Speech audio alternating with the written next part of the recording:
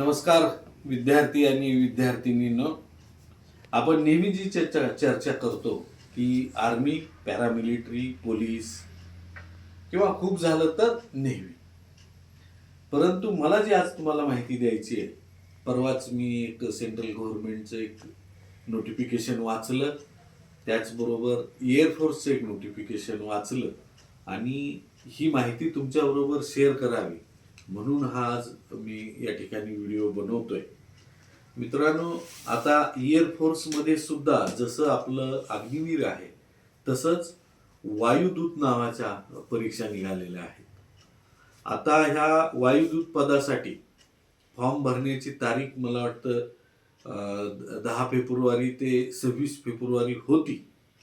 परंतु दरम्यानच्या काळातच आपल्या केंद्र सरकारनं एक संधी आपल्या सर्व तुमच्या तरुण विद्यार्थी आणि विद्यार्थिनीसाठी दिली आणि ती अशी दिली की अगोदर एअरफोर्समध्ये या पदावर जाण्यासाठीची जी वयोमर्यादा होती ती वयवर्ष 28 ते वयवर्ष 21 होती.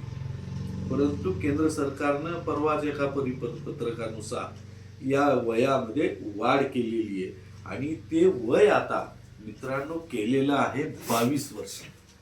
म्हणजे तुम्ही वयाचे 22 वर्षाचे जरी असाल तरी सुद्धा तुम्ही आता ह्या परीक्षेसाठी फॉर्म भरू शकाल.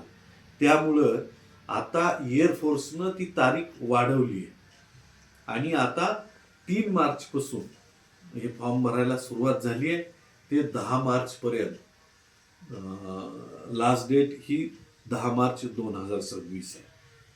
आणि याच्यामध्ये मला सांगावं वाटतं विशेष असं की ज्या मुलांनी 12वी सायन्स हे अतिशय काळजीपूर्वक केलंय, 11वी 12वी सायन्सचे रेग्युलर पिरियड केलेत किंवा ज्यांनी 11वी 12वी सायन्सचे कोचिंग क्लासेस केलेले, म्हणजे तो अभ्यासातला विद्यार्थी असला पाहिजे बस, त्यांनीच जरूर या पदासाठी प्रयत्न करणं अत्यंत गरजेचं आहे. 12वी सायन्स नंतर काही विद्यार्थी जेईची तयारी करतात, काही नीटची करतात, काही विद्यार्थी सीईटीची तयारी करतात. मात्र तिथं कुठं अपयश त्यांना जर आलेलं असेल तर त्यांनी जरूर या पदाचा विचार आपण जरूर करावा. या परीक्षेसाठी एअरफोर्समधील वायुदूत या पदासाठी 3 विषय महत्त्वाचे आहेत. एक इंग्लिश, फिजिक्स आणि मॅथ्स या 3 विषयाची त्या ठिकाणी परीक्षा आहे. तुम्हाला 12वी सायन्सला एकूण गुणामध्ये 50% मार्क्स पाहिजेत आणि त्यातली त्यात इंग्लिशमध्ये तुम्हाला 50 किंवा 50 पेक्षा जास्त मार्क पाहिजेत, ही त्यांची अट आहे. आणि दुसऱ्याही एक प्रकारचे विद्यार्थी या वायुदूतसाठी फॉर्म भरू शकतात ज्यांनी पॉलिटेक्निक हे 3 वर्षाचं पॉलिटेक्निक केलेले, ते विद्यार्थी ह्याच्यासाठी फॉर्म भरू शकतात. त्याचबरोबर 12वी सायन्स नाहीये, 12वी आर्ट्स आहात, 12वी कॉमर्स आहात, तेही ह्याच्यासाठी फॉर्म भरू शकतात. त्यांच्यासाठी मात्र इंग्लिश आणि दुसरा एक विषय रागा म्हणजे कुठंतरी अमेरिकेतून पडलेला विषय आहे असं अजिबात तुम्ही समजू नका. रागाचा लॉंग फॉर्म होतो reasoning and general awareness. Reasoning आणि जनरल अवेअरनेस म्हणजे सामान्य ज्ञान, हे विषय तुम्हाला परीक्षेसाठी राहणार आहेत. त्यामुळं सर्व विद्यार्थ्यांना माझी विनंती आहे की तुम्ही जरूर याच्यासाठी फॉर्म भरा. आणि सगळ्यात महत्त्वाची गोष्ट अशी मित्रांनो की अगोदर एअरफोर्समध्ये नॅशनल लेवलचं मेरिट होतं. म्हणजे अगदी पारंपरिकरित्या दिल्ली, उत्तर प्रदेश, बिहार, तिरुअनंतपुरम म्हणजे केरळ, कलकत्ता इथं खूप तयारी एअरफोर्समध्ये जाण्यासाठीची तिथली मुलं करतात. त्यांच्याबरोबर आपल्या महाराष्ट्रातल्या मुलांना स्पर्धा करावी लागत होती आणि जास्तीत जास्त मुलं तिकडचीच भरती होत होती. परंतु आता तसं राहिलेलं नाही. केंद्र सरकारनं आता ती पद्धत बदललेली आहे. आता स्टेट वाईज मेरिट लागणार. म्हणजे आता तुम्हाला स्पर्धा करायची आहे ती फक्त महाराष्ट्रातल्याच मुलांमध्ये ही स्पर्धा होणार आहे आणि महाराष्ट्र स्टेटचंच एक वेगळं मेरिट लागणार.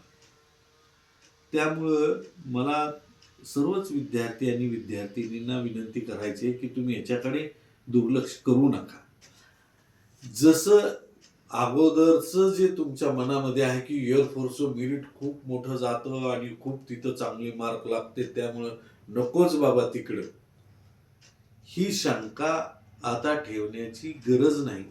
त्याचबरोबर दुसरी एक शंका अशी आहे तुमच्या मनामध्ये, मला ओळखू येते, मला माहिती आहे, अनेक तरुण माझ्याबरोबर चर्चा करतात, मुली चर्चा करतात की आता वायुदूतची 4 वर्ष नोकरी करून पुन्हा काय करायचं.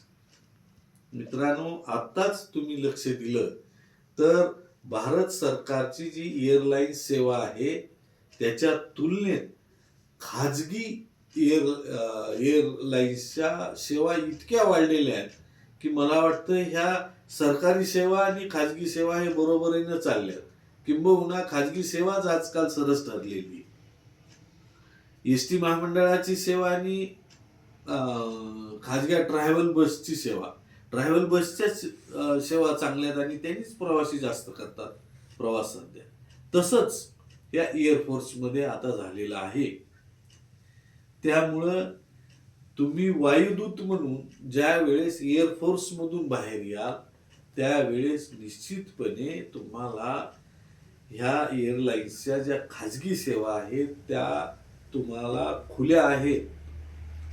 आज परिस्थिती अशी आहे या खाजगी एअरलाईन्समध्ये की त्यांना भरती करावी लागते, त्यांना 6 महिन्याचं वर्षाचं ट्रेनिंग त्या मुलांना द्यावं लागतंय, त्या मुलींना द्यावं लागतंय आणि त्यानंतर ते सेवेमध्ये घेतात. परंतु तुम्ही तर आहे ते ट्रेन आहात, केंद्र सरकारची सेवेमध्ये जाऊन तुम्ही ट्रेन झालेला आहात. अशी ट्रेन्ड मुलं आणि मुली जर खाजगी एअरलाईन्सला मिळत असतील तर निश्चितपणे त्या ठिकाणी तुम्हाला संधी आहे. आणि मी अजून एक तुम्हाला महत्त्वाचं सांगतो की मी सांगतो याच्यावर 100% विश्वास ठेवू नका. एअरफोर्सचं, आपल्या केंद्र सरकारच्या एअरफोर्सचं अधिकृत नोटिफिकेशन तुम्हाला ऑनलाईन मिळेल. ते तुम्ही अत्यंत बारकाईने वाचा आणि त्याच्यानुसार तुम्ही फॉर्म भरा.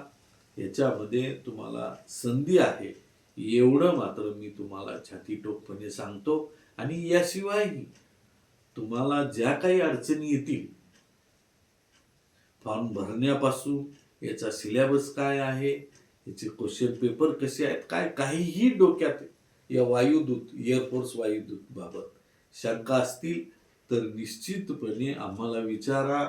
आमचे शिक्षक बंधू तुम्हाला मार्गदर्शन करण्यासाठी तयार आहेत. वीर भगतसिंग अकॅडमीतला माझ्यासहित प्रत्येक घटक तुम्हाला मार्गदर्शन करण्यासाठी उत्सुक आहे. परंतु ही संधी तुम्ही सोडू नका अशी मी तुम्हाला या ठिकाणी विनंती करतो. आणि या